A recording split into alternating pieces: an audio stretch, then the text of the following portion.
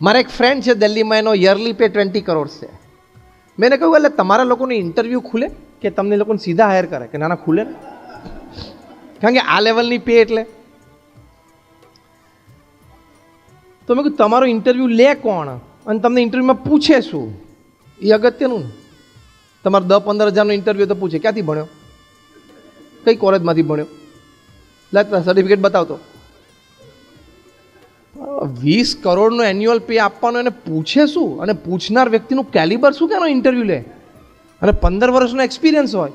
હવે એને ઇન્ટરવ્યૂમાં infrastructure, system management, HR, networking કંઈ પૂછવાનું નથી.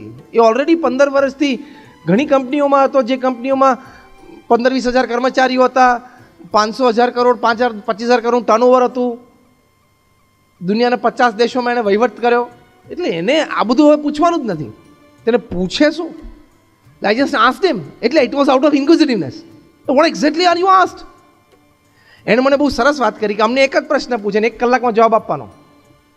1 કલાક સુધી અમારો જવાબ સાંભળવાનો. 3 ઇન્ટરવ્યુઅર બેઠા હોય. They just ask us a very simple one question, and the question is, describe a severe failure of your life because of your wrong decision and how you handled it. Start the story.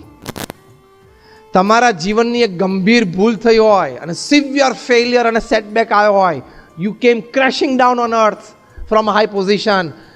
How did you handle yourself at that time? Your emotions, expressions coming out of that emotions, your thought processes at that time, how you controlled your mind at that time, how you controlled your behaviors and your relations at that time. Start the story. અમે સાંભળીએ. કારણ કે આ લોકોને એટલું જ જોવું છે,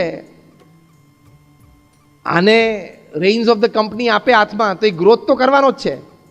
એટલે તમારે શું નવા પ્લાન છે અમારી કંપની માટે નથી પૂછવાનું, તેની પાસે 50 છે જ, કારણ કે 20 કરોડનો માણસ છે.